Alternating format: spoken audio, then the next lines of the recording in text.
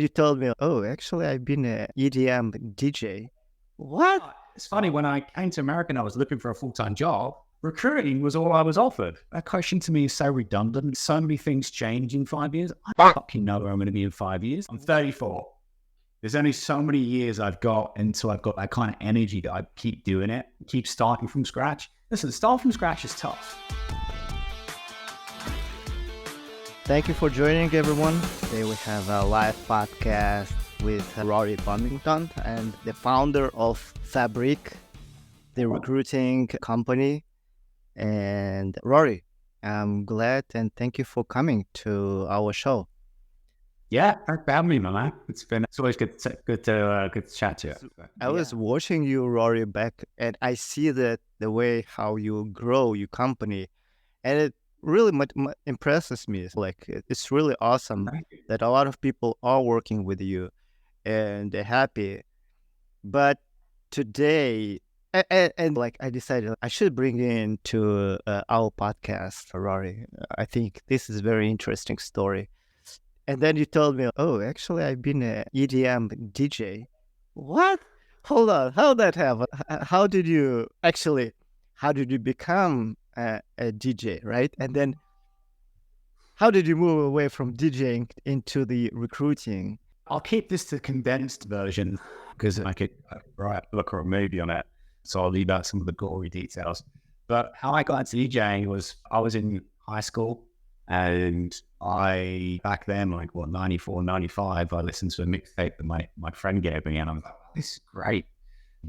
From that moment on, I wanted to get into music. And that was back in the day when the whole DJ lifestyle was really taking off. So it just cast on, was sort of coming out of the rock and the 80s, a kind of movement into the DJ movement, or whatever you want to call it. So for me, it was that's something I've always wanted to do. And I think whilst I was at school, I would skive off on a Friday afternoon and go to the local record store and sit there and talk to the owner and buy one record a week, because that's all I could afford. And then he started doing events at different clubs, and I got into it that way. He was like, hey, why don't you come down, DJ at home, right? I'd be a bedroom DJ. Hey, why don't you come to events? I was like, okay. And that was the start of it. But, I just needed that one window of opportunity. And it took me from London, where I started, and I DJed all over the UK, which was great. Then I moved to Australia, and because I was DJing there quite a lot, and I DJed over Australia, and then I was DJing in Japan, I was DJing in Europe, all over the place. And then that led me to DJing a lot in America, specifically LA. I would DJ in San Francisco as well, big venues like the Cow Palace and the Auditorium, and the other big one that they did quite a lot of events at now, it's in Inglewood. It's near the new SoFi Stadium. I can't remember what it's called now, but yeah, I used to DJ there. So yeah, I DJ quite a lot in LA, and it's like, this place is pretty cool. I think I want to move here. Well, it's funny, when I moved to America, I moved for DJing, but within 6 months, I decided that I've had a good run. I've been doing this 15 years, 10 years, probably professionally.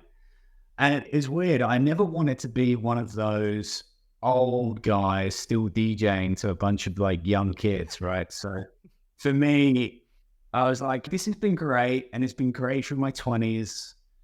I'm getting into my 30s back then. Do I really want to be one of those guys that's still doing festivals with kids? They're all messed up and grown. I'm like, I don't think I want that for myself. I've had a really good run. I left when I felt like I was on top. And that was that. The long and short of it is, whilst I was trying to make my way up the ladder as a DJ, just like any musician or any artist, you're struggling to make it, and that's why they call it a starving artist, because you're literally starved. You have no money, you try to make your way up the ladder. And I used to do sales jobs on the side, during the week, Monday to Friday. I would use Austin recruiting firms to get me temp jobs or permanent jobs. And I went through quite a lot of stages of working for various different companies, because I was never invested in sales as a career. My career was always going to be music. So I would do sales jobs, and I would take a permanent gig and then leave within 4 months. I was a recruiting company's dream, because if they had a 90-day guarantee with someone, they'd get their fee, and not have to pay it back, and I would leave after 4 months and they get to place me again. For now, I'm sure I was gold, but did I have a great resume for sales? No, I mean, because I would need within 4 or 6 months. So I was one of those job hopper types that everyone hates. But I was a job hopper because I just never wanted to do that full time. Music was always my passion, my number one. So funny, through that experience, I learned with recruiters that they were generally pretty dishonest, very aggressive, and all they cared about was making money from you. Yeah. They never listened, ever. There's often many times that I would go to them and say, hey, I really don't want to get into another sales job. Can you get me into something that I'm actually going to stick at? Because hey, job hopping is exhausting. I want to keep doing that, and music's my passion. And I get to the point where I be honest with them, right? Because I'm not, what about those?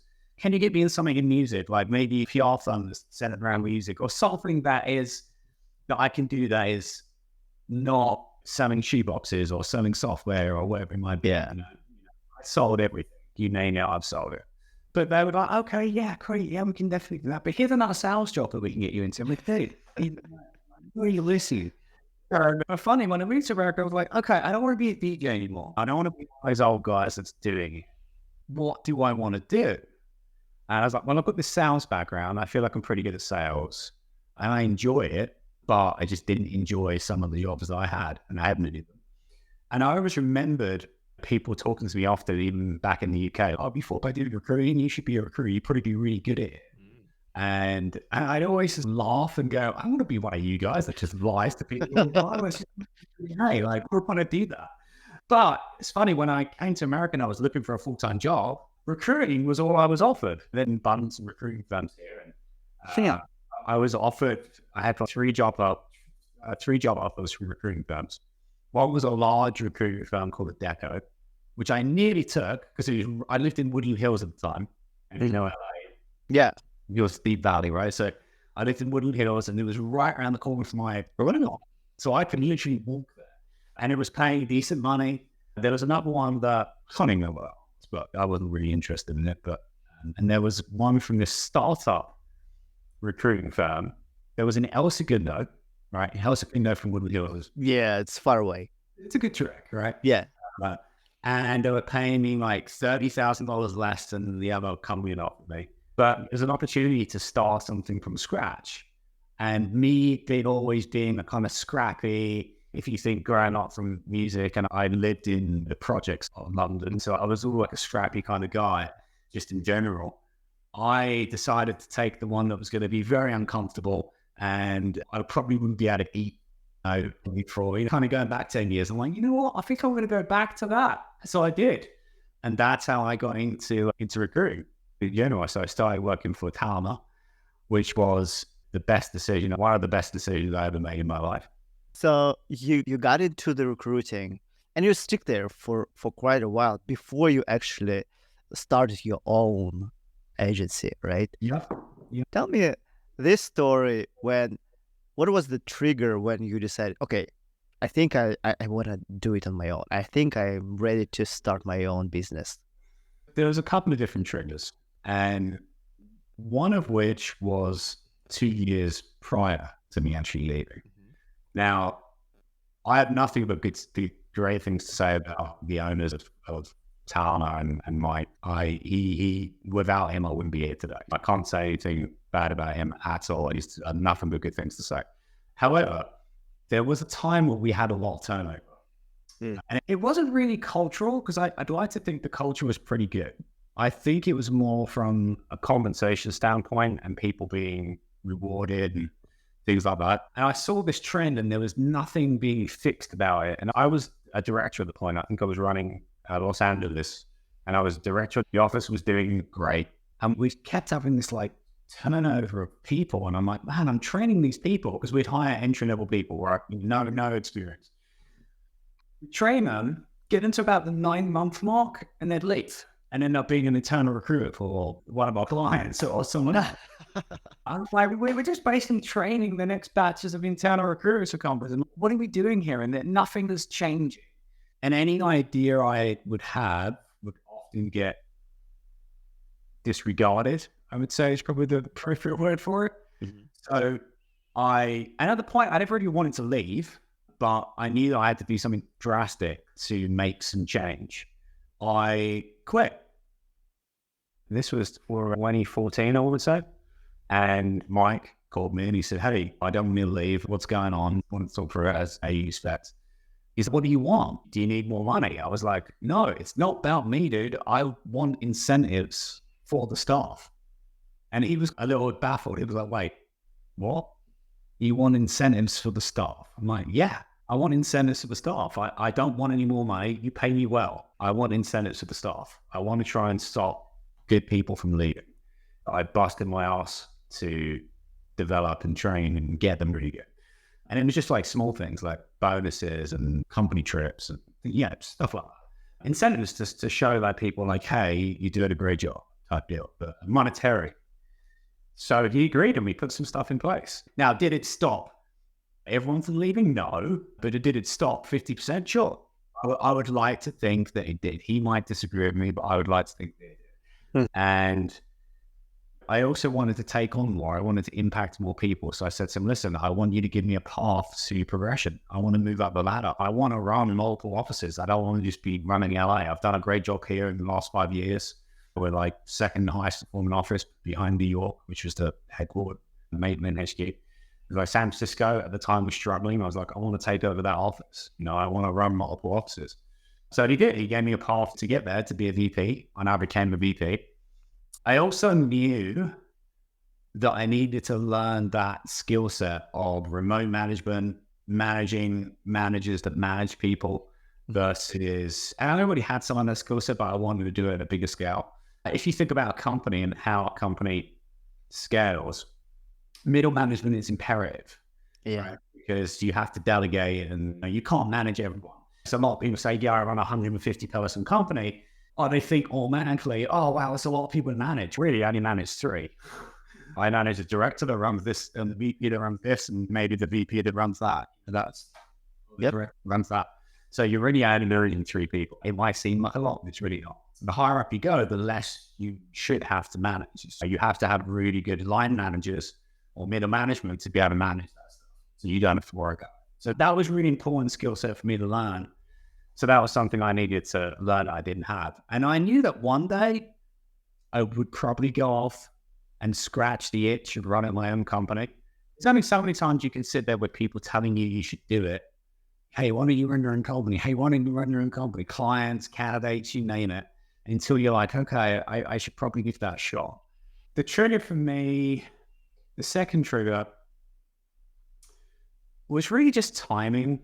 I also went for a pretty bad time back then, but I was going for a rough patch in my life, and me being me was like, okay, I'm going for a pretty rough patch in my life. I need something positive to get myself out of it.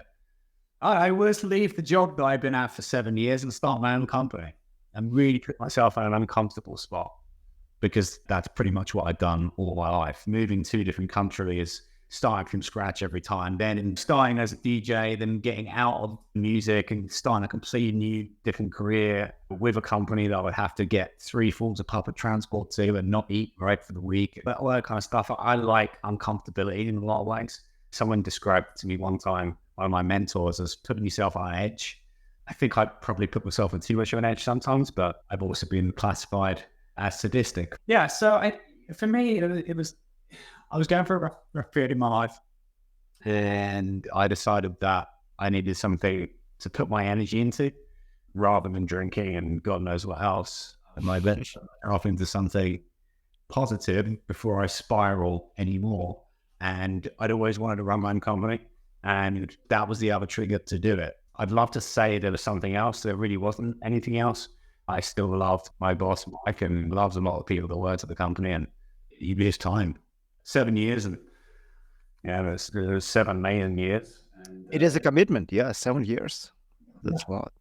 Rory, question. Did you quit and then you start your own thing, or Yeah, you did? yeah, I quit, took a month off just to gather myself and just get an action plan together.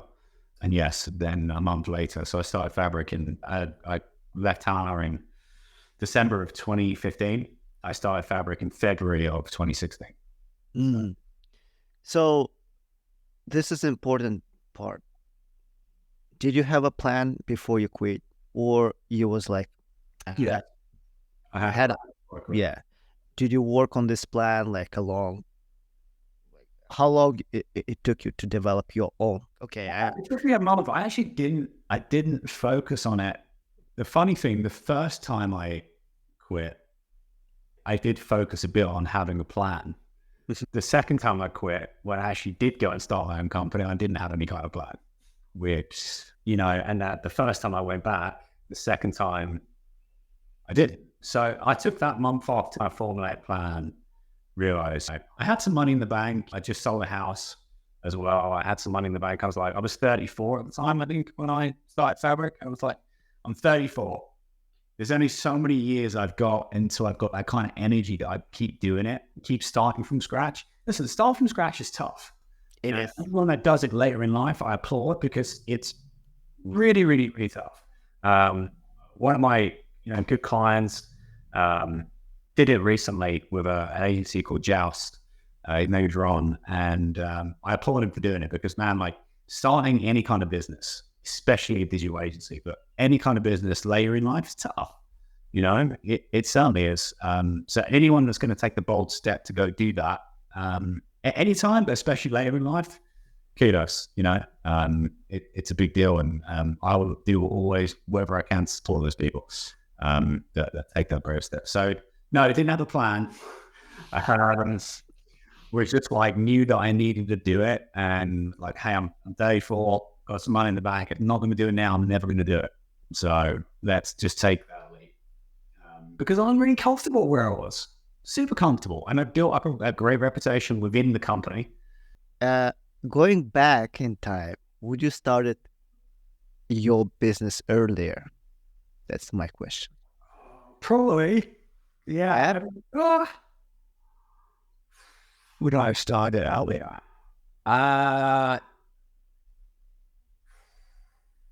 It's a good question. I don't know. I'm always speaking with that. I don't tend to look back too much, and I don't tend to regret anything I do, because I think it's a good idea at the time. So, knowing, having the confidence I have now that I could do it, I think, yes, of course, I'd be silly not to say that I would have done it. But I also think it was really, really important to learn the skill set that I wanted to learn. Make sure you have the skill set to take it to where you want to take it, and if you don't, stick it out and get that experience, or go join a company where you feel you are going to get that experience from. I would be able to do what I can do now without the mentorship that I got from Mike and some others at my previous job. No way in the world. He taught me a lot about people, about business, about this and the other. There's been absolutely no way that I'd be able to do this. So, yeah. That's a great point. What do you think the skills, the important skills, the crucial skills for you, right, to start your own business? You definitely need to be able to, do business development. Any CEO or founder needs to be a strong business development salesperson, period. Because otherwise, how are you going to generate clients? You have to have that. And if you don't have that, then you need to be able to hire someone to be able to manage that and know how to manage that person. So if you're not that strong person, you need to have managed those types of people, and know how to manage and get the best out of them if you hire someone. Because, your business survives on clients and paying customers, right? So if you don't know how to do that, you're screwed. The other important skill is how to hire good people. Oh, yeah. Which is, I'd say, number two, probably equally as important as number one, depending on how, what type of person you are. You have to hire good people, period. I mean, at the previous company, we hired entry-level people that had no experience right out of college. They hadn't even had a job before, most times. We did that for a reason that I totally get and understand. So they don't come with bad habits. You kind of mold them and help them fulfill their full potential. and they're like a sponge, Yeah. like a sponge. So I love training, young people. At Fabric, I hire people that had a job before, but haven't had a job in recruiting. Mm.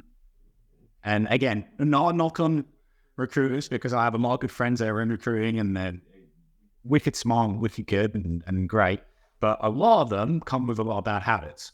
So it's harder to untrain those bad habits. So I hire people with no recruiting experience, but that have had a job before. Because the challenge with kids is they always think the grass is greener. Whereas people that have had a job before don't. Most are like, oh, yeah, no, I know it kind of sucks. I know the grass is brown on the other side. I'm, pretty green over here. I'm pretty good. And that's why I stuck around for 7 years in my previous company, because, I knew the grass wasn't green. I'd had jobs before. I knew that the company I was in was a great company. So why would I leave? I was only ever going to leave to start my own company. Yeah. So that's number two, hire really good people. I think that good people help, are your company, period. So I'm blessed I have great people at Fabric, and it's taken me a few iterations to get there, but we've got great people here. I see that, Rory. I see on LinkedIn you all the time you shout out your employees, your people, like your co-workers. You can say that probably. I love my people, and they know it too, and they feel it. They don't need me to tell them. They know it, they feel it. I think number three, and it kind of, I guess it's different from hiring good people, because it is, but having a good culture. Now, what does that mean? Culture is a very vague term in my book. It can mean a million and one things. Having a good culture for me is the kind of culture that you want to be a part of. As a leader, I want to be a part of a culture that's genuine, that's honest. All my people know exactly where they stand with me, whether I'm pleased with them, whether I'm not pleased with them. There's no in the middle. I'm pretty black and white when it comes to that. Like, they know where they stand. They know if we're doing well, if we're not. They're doing well, we are. They also know that, genuine care is something that I genuinely believe in, and I'm like to think I'm an extremely genuine person. If I say I'm going to do something, I do it. And my people are my number one priority. It's never been about what I want. It used to be about what I want. Now it's about what they want. Because if they get what they want, I'll naturally get what I want. So I think just building a good culture of genuine care, honesty, being vulnerable and letting people know if you're having a tough time, or things aren't going well. And I think just that level of transparency is super, super important. I also love to get the team together, and we do a lot of fun things together as well. And brag about this stuff. I'd like to think we built a really good culture, a really good company, and something that everyone's proud to be a part of. Because here's the thing, you don't need to force people to post great things on LinkedIn and, oh, you need to post this about that. They'll do it naturally if you build a good culture. That should be like, oh, I love my company, this, I love my company, we did this was great. They'll naturally do it if you build a good culture. So I think culture at number three is really, really important. I think that comes from not only how you treat your own people, but how you treat your clients and your customers. Because how you treat your own people dictates how your customers are treated. For me, one big shift from coming from the UK, coming to America, is the level of customer service. When I first started in recruiting, and I could never, when people would say to me, have a nice day, or how are you? I'm like, what do you want? You want something, but that's the UK mentality, though. That's the English mentality. Coming to America, it's very different, and people are just genuine and like, hey, how are you? What's going on? Have a great day. Hope you have a great day. Type thing. And that to me was a foreign concept, but I've fully embraced that sort of customer service. There was a guy that actually I used to work with before, called Chris Allaire, who always spoke about this book called Raving Fans. And Oh yeah, A really but yeah, great book, and I've read it, and I try to embody that all the time. It's a really great book for anyone that hasn't read it. Read it. It's very short. It's not a long book at all. It's called Raving Fans. I can't remember the title, but great book. And that kind of changed my entire mindset of customer service. And it helped me build a better culture. It helped me retain more staff. It helped me retain more customers. It helped with everything in my life, honestly. So, yeah, thanks, Chris, for that, mate. But yeah. can you recall your first year, the first month when you actually started, and then you started looking your first, you start booking your first client, Yeah. or how that happened, like how that was going? So I had this like vision and, thing in my head that I would leave my previous company, and I had a load of really, really great clients. And I just figured that all these clients would probably come with me and it would be easy. Now, how many came with me? Zero. And I never, I didn't hit, to my credit, I guess, I never chased them because I've always had this moral of like, hey, if they come to me, it's okay. But, I'm not going to go chase them. So I never reached out to them, my previous clients, to be fair. And it's funny, like flash forward 8 years, I've had a few that have come over now that have reached out to me after about 4 years. Like, Rory, I'm like, holy shit, God, I forgot. Sorry, I completely forgot about it. And they still remember me, which is crazy. So since then, there's definitely been some clients I worked with back then that still remember me that have come over. But when I first year, zero. I was like back to ground zero again. I'm like, okay. You know, just it's very relevant. In 25 years old, I started. Actually, that was my first failure. I started the haircut salon. Oh, yeah. Back in Russia, when I was living in Russia, me and my friend, we started this thing. He said, "I have a good, very, very interesting idea. Let's do it." And he said, find a good hairstylist. They will bring the clientele. And I did it. I found a hairstylist, but in reality, the problem is that they were living all over the place. I'm from St. Petersburg. St. Petersburg is a relatively big city. Yeah. So they were living around like this city. And when we bring them in, they told us like, dude, they some of them maybe bring like 2 or 3 clients, but that's it. You should not rely that they will bring you clients. You have to do it. You have to bring the clients to them, not the vice versa. That's awesome. Goes back to my original point of being good at BD, right? Being good at sales, because you're going to have to do Right. clients on your own. Right. Right. So, and I'd love to sit here and say that I had a bunch of help when I first started fabric. I didn't, I had to do it on my own, which, I should have expected, so again, best bit of advice if someone's going to go deal on their own, and expect to deal on your own with no help. Because if you get help, then it's a bonus, right? But expect it all on your own and having 0 clients and no one's going to come with you.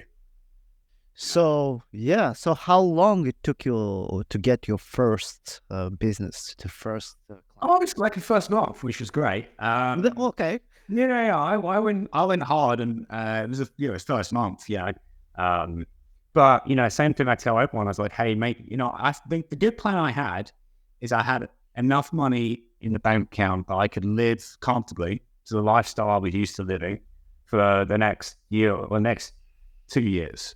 Mm-hmm. So I was like, listen, if I don't make any money in, say, a year, if I make 0 revenue in a year, it's probably time to get out and do something different. But thank God that didn't happen. And, here I am like 8 years later. But yeah, I mean, I got clients in the first month. Now, if you'd have said that, if I started the business this year, it might have been a different story. But back then it was a bit of a better market. So So yeah. That's amazing. I I'm very glad that you shared this story. I mean, it is so inspiring. And nowadays, like since 2016, you said, right? 15, Yeah. 16, right? Yeah. Around 16. Yeah. Exactly. Like I Yeah, think been through two major recessions there, right? And there's 2020 of COVID, which scared the absolute shit out of me. And then you've got this year, which is the great tech recession. I don't know what they're calling it, but I'm calling it that. Which, as a tech recruiter, not so good at, right? No bueno. Um, no, but we managed to get through that. We managed to get this year is nearly over, thank God. And 2020 was like the same. Like, thank God that year's over. So I think getting through two of those really, really tough periods is also, you got to put that down as an accomplishment. Yep, accomplished it. Got through it, still here. So to anyone that's out there that's struggling right now, don't worry, you're not alone. Everyone's in it. yeah. It will get better. And if you can get through it, it's another feather in your cap. It's another learning experience, and that's how you gotta take it as. Because otherwise you can just drown in misery. Rory, last question. Like, since you mentioned the first struggle with the COVID, right? Like when it was totally a disaster for a lot of people, a lot of industries, businesses. A lot of businesses went down, right? Mm-hmm. How did you survive? What was the shift, or like, what did you do, basically? What did I do? Well, first 3 months I panicked. Like all of us. Like all of us. Yeah. And you're kind of wondering, like, oh, what impacts is going to have on things, yada, yada. And I don't think anyone really anticipated the impact that it didn't have. And luckily, I didn't have to lay off anyone, because my worst fear is laying off people. Yeah. So I kept everyone intact, everyone employed, fully paid. I didn't furlough anyone. It was great. But we lost a crap ton of money that year. All the reserves that I had built up for the last few years were gone. And had we not had a good year, 2021, the following year would have been done. Been game over. So COVID didn't finish us, but it needed it. To be honest, it needed it. And I think that's the same for a lot of people. Yeah. What did I do differently? I just went back to my roots, man, and scratched and clawed and, tried to generate any kind of business that we could. I remember we did something we'd never done before, which we were filling roles in Malaysia for a company called Mind Valley, which is a really good company, like amazing company. They're almost like a Headspace, but in Malaysia. And Vishen, the founder, was an amazing guy to work with. And, that team was a savior to us, really, because they had a lot of hiring going on in Malaysia, and a few other clients we worked with back then as well that were hiring, that just kind of saved us, which was really, really, really cool. But yeah, I just sort of scratched and clawed and went back to grassroots and almost going back to how I started Fabric, of making a bunch of phone calls, connecting with a bunch of good people, reaching out to anyone I could,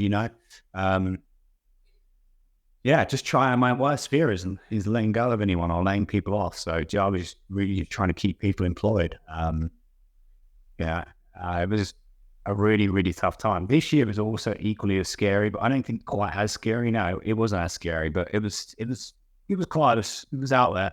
It was a very uncertain time. I feel for all these people who are on the job market right now, and I wish I could help them all, but unfortunately, there's too many people and not enough jobs. So, yeah. How about now, if to all listeners who's listening and thinking, oh, should I start my own thing? Like, am I ready? What would you recommend them? I would make sure that, a couple of things. Make sure you have enough money in the bank that you can survive comfortably if you don't have any revenue for 1 year. I say that to anyone that's wanting to start a business, because it's kind of like a buffer. It's a safety net. and it allows you to do things the right way. Because if you can't make it work within a year, then it might be time to try and do something different, right? Yeah. But if you can, you should be able to make it work in a year, you know, and then it's sustaining it after that, which again, it's almost like living paycheck to paycheck the whole time when you run a business. It's scary. It's always good. That's how it is, you know, so just get comfortable with that feeling, right? You have to be comfortable with that. I spoke to one of my friends the other day, super nice lady, you know, one of my clients, this very high up in HR. And I said to her, I was like, why don't you go into business for yourself? Because she'd just been laid off. She'd left all but laid off a couple of months ago. She's like, you know, that's just not me. Like I can't do the whole like chasing people for money and live paycheck to paycheck type deal. But at least she knows herself. I'm like, hey, listen, at least you know that now versus doing it and then realizing you can't do it. So just know yourself, you know, for one, sure. Are you comfortable living paycheck to paycheck for the foreseeable future? Yeah. Or do it. You know, if you are, do it. You know, have enough money in the bank that you can live comfortably. Like, you shouldn't have to disrupt your lifestyle so much to start your own business, I don't think. Like, live the life that you're wanting to live. Even if you scale back a bit on certain things, that's fine. But don't like living with swallow. You know, you've come to a certain point, you've had a career, right? To get to a point where you want to start your own business. Great. Enjoy it, you know. But you know, have enough money in the bank that you can survive if you don't have any revenue for a year. Number one. Number two, have the right, you know, understand what kind of scale you want to get to, what kind of company you want to build, how big you want to build it. Now, when people say to me, where do you want to be in 5 years? You know, and that's a classic interview question. Where do you see yourself in 5 years? That question to me is so redundant. Like, so many things change in 5 years. I don't fucking know where I'm going to be in 5 years. Like, Yeah, exactly. like it's so far away. Like, ask me where I'm going to be in a year. Now, running a business, because you are like literally running month to month, quarter to quarter, I need to focus on what I can do this year. You know, I'm going to focus on what I'm going to do in 5 years. Like, in 5 years, we've had a global pandemic, right? And we've had a massive tech recession. Don't ask me where I'm going to be in 5 years. Who knows? So have a plan for a year, right? Good amount of time. You can see from now to the end of the year. What else? Yeah, just understand, like, you know, what sort of size company you want to build. Understand the kind of morals that you want to have in your company. You know, what do you want your company to stand for? You know, what's your pillars of success? You know, what's your, you know, what's keep it simple. What's your 3 things that are really, really important to you? You know, one of my rules is, you know, I don't have many rules. One of my rules is don't ever lie to me, is what I tell my staff. And they know, like, just be honest. It's okay. I'll be like, okay, right? Yeah, it's better, right? Didn't lie. It's good. So just understand, like, what kind of culture you want to set and what kind of company you want to build, and the scale at which you want to build it. And do you have the skill set to do it? You know, if you don't, seek it out, or, you know, stay at your current company until you have that skill set, until you feel you're ready. Here's the crazy thing. No one is ever going to feel like they're ready. Right? True. I never felt I was completely ready. Yep. Oh, I knew that if I didn't do it now, I'd probably never do it. It was just that, what it came down to. Was it scary? Yeah. You know, ugly, but it was a big event in my life that shifted me from, you know, probably not stepping outside my comfort zone to being the sort of person I am, to being like, yeah, I need to be really uncomfortable. I'm pretty uncomfortable now. Let's be really uncomfortable. So, again, that's the sadistic part of me that people often said that I'm, you know, I am in a loving, caring way, I'm sure, but don't die wondering. If you have the itch to run your own business, just go and do it and scratch it, you know, because otherwise it's going to keep nagging at you. Yeah, we can sit here all day, you know, talking about when's the right time, yada, yada, yada. I think sometimes you just got to step out of your comfort zone and do it. But you know what, fuck it, I'm just going to do it. You know, because if you don't, you know, you can always go back and work for someone else. Yep. You know, you can also always go back to work somewhere else, then start a company later. But like you run, you know, multiple companies, right? You know, I previously run record labels. That's probably its your own business to a degree. And being a DJ is running your own business. So It is. It is. Yep. the scale that this is, no, definitely not. But you know, I think just go do it. It's the most important thing. You don't do it, you never know. Yeah. Yeah. All right, Rory, that was awesome. Thank you very much. I really enjoyed this conversation, and folks, whoever are listening us, seeing us, Rory, how people can connect to you? Let's Send me an email. I'm still old school and read emails. But yeah, I'll go to the website fabricstaffing.com. And my email is just rory@fabricstaffing.com. I'm all over LinkedIn usually. It's the only form of social media that I have these days. Since being a DJ, I've completely gone away from any social media apart from LinkedIn, which a lot of people are shocked by. But hey, yeah, let's shout out, like, folks, if you're looking at help to find software engineers or like your next tech gig, connect to Fabric, connect to Rory. Yep.